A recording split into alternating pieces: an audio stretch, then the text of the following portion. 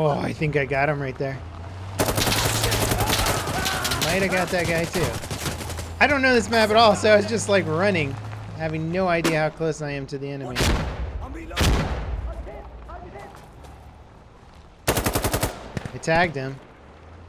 I don't know if I killed him. I think I did kill him. Goodbye. Holy shenanigans! That was kind of cool.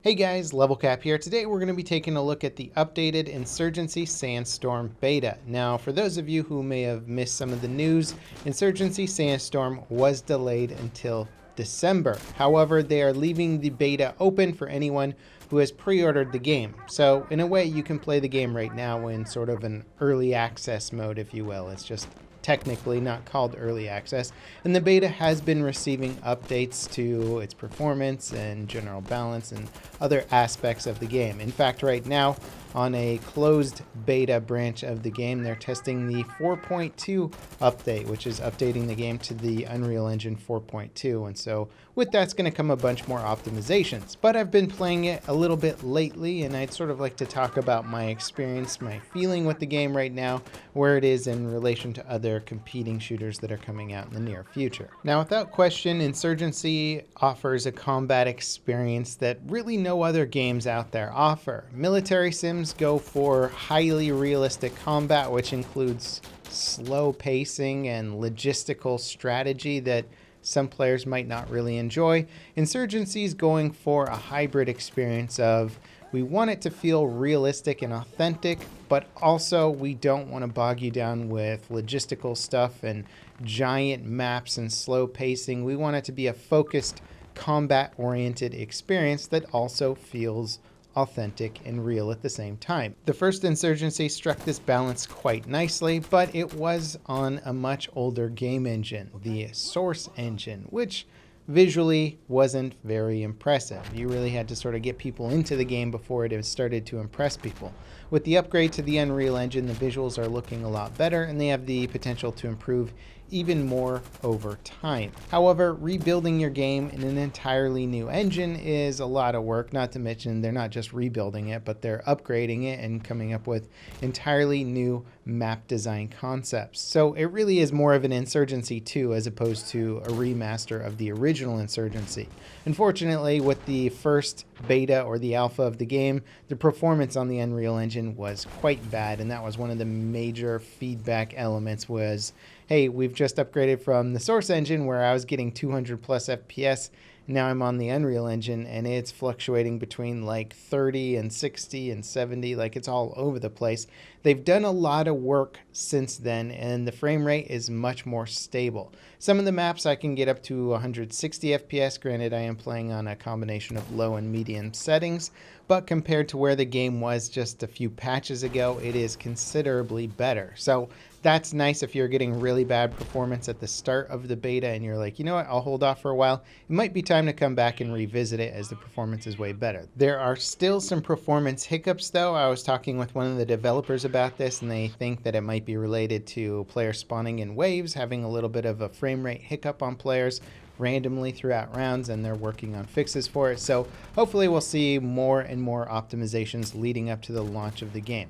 Now I sort of want to lead into some of the things that I really like and some of the things that I don't like as much. There's a lot of things in the beta that are just unfinished right now, or also known by the developers and on sort of their top list of things that they're working on.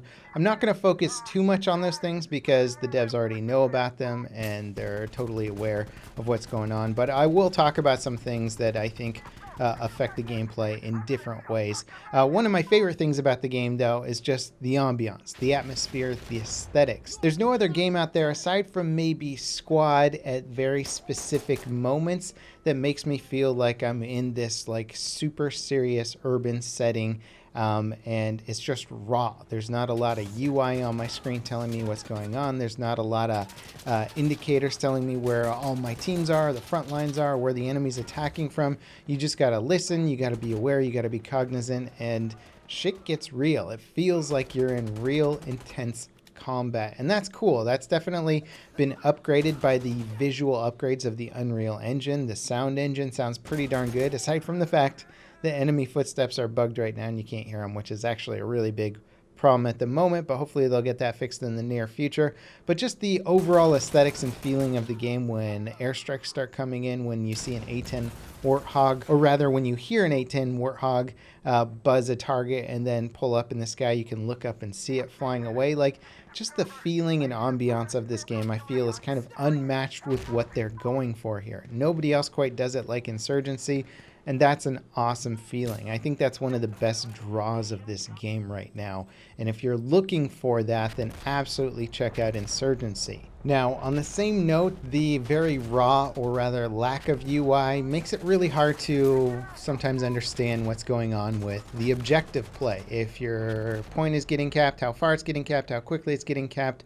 Sometimes the notifications or the in-game UI just don't feel like it's enough. And I almost feel like they don't really need to increase the UI of this game, but maybe just design it a little bit differently. For example, if one of your friendly objectives is being captured, it sort of lightly blinks, and it's like usually a light blue color, and it sort of lightly flashes.